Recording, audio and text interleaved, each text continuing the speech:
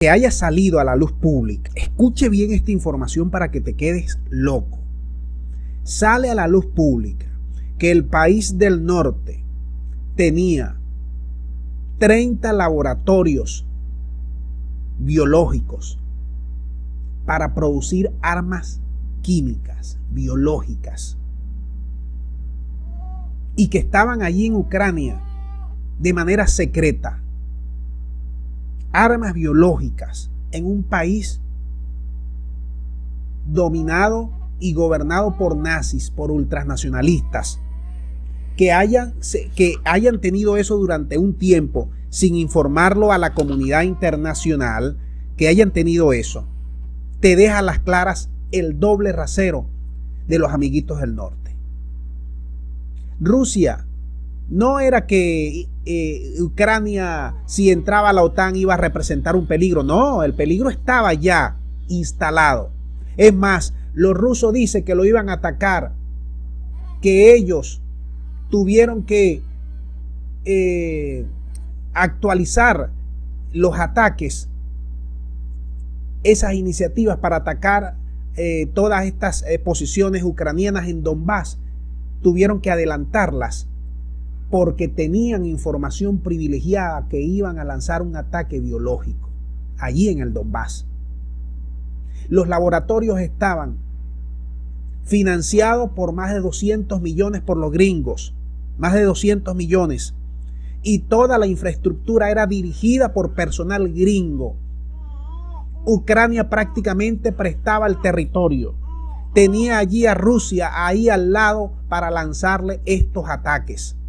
Pero no solamente esto, los gringos tienen más de 330 laboratorios en 30 países y nadie los puede inspeccionar porque no dejan que nadie, ninguna institución en el mundo lo puede inspeccionar.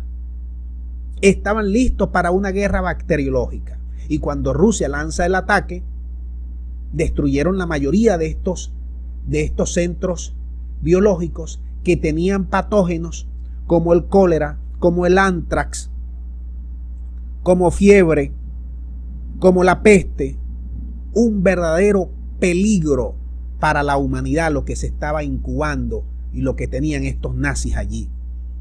La aspiración de Zelensky.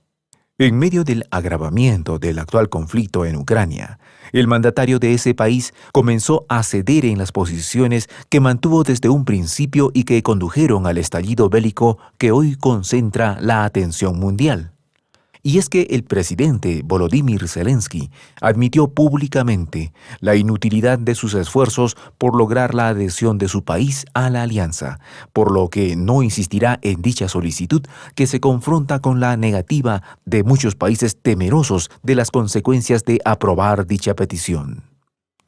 En una entrevista con la cadena de televisión estadounidense ABC, el mandatario aseguró haber perdido todo interés en el tema de la admisión de Ucrania en el bloque, ante las contradicciones internas y el miedo a una escalada militar que hoy predomina en la organización.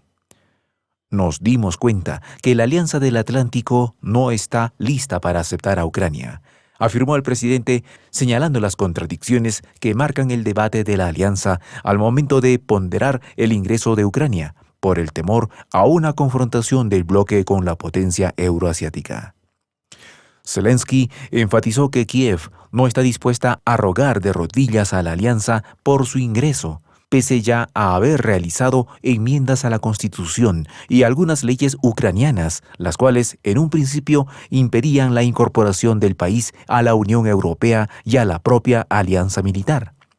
En la entrevista, Zelensky sorprendió al mostrar otro cambio radical de postura respecto al conflicto, al mostrarse dispuesto a evaluar un cambio de estatus de la península de Crimea y de la región del Donbass que incluiría a las repúblicas populares de Donetsk y Lugansk. En este sentido, el presidente afirmó tener una posible solución a este tema clave, que constituye una de las condiciones principales para el cese de las hostilidades planteadas por la potencia euroasiática, aunque rechazó que esa exigencia sea planteada como una intimación. Podemos discutir y encontrar un compromiso sobre cómo seguirán viviendo esos territorios, indicó Zelensky, manifestando su preocupación sobre la dificultad de conciliar una convivencia en esas zonas entre quienes quieren separarse de Ucrania y los que desean permanecer en ella. La cuestión es mucho más complicada que el simple reconocimiento.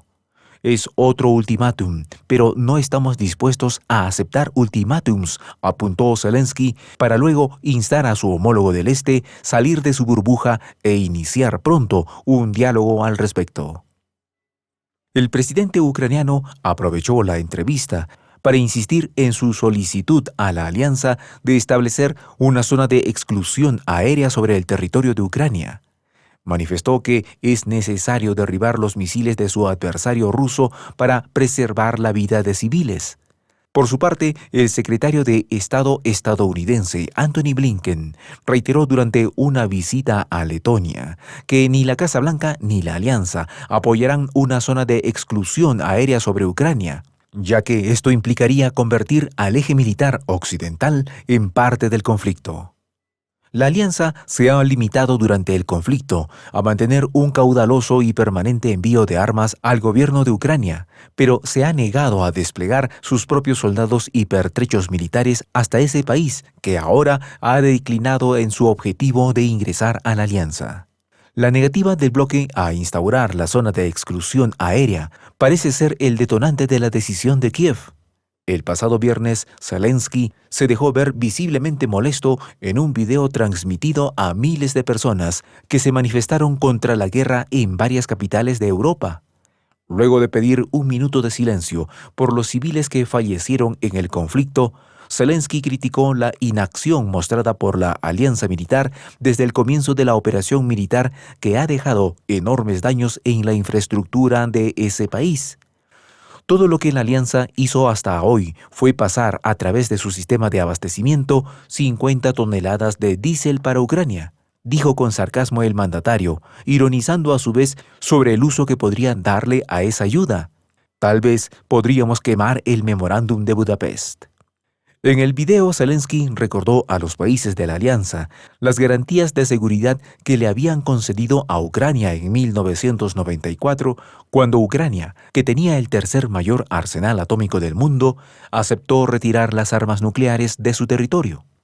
Zelensky recurrió a esta referencia histórica para refrescar la memoria de sus socios occidentales, quienes fueron los primeros en abandonar el barco. Ustedes no podrán pagarnos con litros de combustible, los litros de nuestra sangre derramada por nuestra Europa común, exclamó. El mandatario guardó lo mejor de su discurso para el final, cuando responsabilizó a la Alianza Atlántica por el destino del pueblo ucraniano diciendo: «Todas las personas que mueran a partir de este día también morirán debido a ustedes por su debilidad y falta de unidad». Zelensky parece estar convencido que el futuro de su país depende únicamente del ejército ucraniano y de los miles de hombres entre 18 y 60 años de edad que fueron obligados a unirse al servicio militar para combatir en el terreno de la batalla. Pero poco o nada tiene en común el Volodymyr Zelensky que el mundo vio en el citado video con el líder que, meses atrás, se atrevió a desafiar al gigante euroasiático, escudado en el apoyo supuestamente inquebrantable de sus aliados de Occidente. Para Kiev, la activación de una zona de exclusión aérea representaría un punto a favor de sus fuerzas, según un análisis presentado por el Ministerio de Defensa de ese país, en el que se señala que el país euroasiático pudo conseguir un mayor éxito en el ataque aéreo que en el terrestre. La alianza se ha rehusado a imponer la zona de restricción aérea en Ucrania, alegando que esta medida podría provocar una guerra generalizada en toda Europa, como aseguró el secretario del organismo, el noruego Jens Stoltenberg. Entendemos la desesperación de los ucranianos, pero creemos que si hacemos eso, acabaremos teniendo algo que puede convertirse en una guerra total en Europa, dijo Stoltenberg el pasado viernes a la salida de la reunión extraordinaria de cancilleres de la Alianza en Bruselas. El jefe de la alianza respondió a la petición de Zelensky con una corta pero tajante frase que ignora los compromisos asumidos con Ucrania. La alianza no es parte del conflicto en Europa del Este. Stoltenberg aclaró que las tropas que el bloque desplegó en la región tienen un único objetivo: defender. Vamos de inmediato a conversar con nuestra corresponsal en Moscú, Odette Díaz. Ella nos cuenta sobre las reacciones a las sanciones que aplica Estados Unidos a Rusia y que son rechazadas también por China. Tenemos detalles con ella hasta ahora. Odette, adelante. Saludos, colega. Gracias por el contacto. Efectivamente, la extraterritorialidad de las sanciones económicas contra Rusia a cada hora se hacen palpables. Tal es el caso de la medida anunciada por el gobierno de Estados Unidos, el cual amenazó a China con sanciones si comercia con la nación eurasiática. En respuesta, Beijing se comprometió a defender a las empresas y personas chinas que comercian con Rusia, ante lo cual la secretaria estadounidense de Comercio, Gina Raymond, aseveró que las empresas chinas que desafíen las sanciones a Rusia y Belarus pueden ser objeto de acciones devastadoras. Asimismo, la subsecretaria de Estado Victoria Nuland advirtió al gigante asiático que ser neutral no es una posición, mientras detalló que Washington advierte a los fabricantes de chips que no exporten semiconductores a Rusia, pues podría tomarse represalias cortando suministros esenciales. En particular, la funcionaria amenazó a Semiconductor Manufacturing International Corporation, el principal fabricante de chips, particularmente de propiedad estatal en Beijing. Al respecto, el portavoz del Ministerio de Relaciones Exteriores chino, Zhao Lijian, dijo que Beijing tomará todas las medidas necesarias para salvaguardar resueltamente los derechos y los intereses legítimos de las empresas y los individuos chinos. Mientras tanto, el jefe del cuartel general de coordinación interministerial para ayuda humanitaria en Ucrania, coronel general Mikhail Mishustin, enfatizó que la evacuación de civiles de ciudades ucranianas no ha dado los resultados esperados por culpa de las autoridades de Kiev. No obstante, el jefe militar ruso ratificó la entrada en vigencia de la nueva tregua humanitaria en Ucrania para permitir la evacuación de civiles desde la región capital de Kiev y otras 5 ciudades. Al mismo tiempo, el ejército ruso encontró pruebas en documentos de laboratorios biológicos en Ucrania de que Estados Unidos financió la investigación de un mecanismo encubierto de propagación de virus mortales. El portavoz de ese ente militar, mayor general Igor Konashenko, manifestó que su país cuenta con información detallada sobre la implementación por el Pentágono en territorio ucraniano de un proyecto para estudiar la transferencia de patógenos a través de aves silvestres que migran entre Ucrania y Rusia y otros países vecinos. Nosotros seguiremos el curso de estas y otras informaciones. Ahora devolvemos la señal.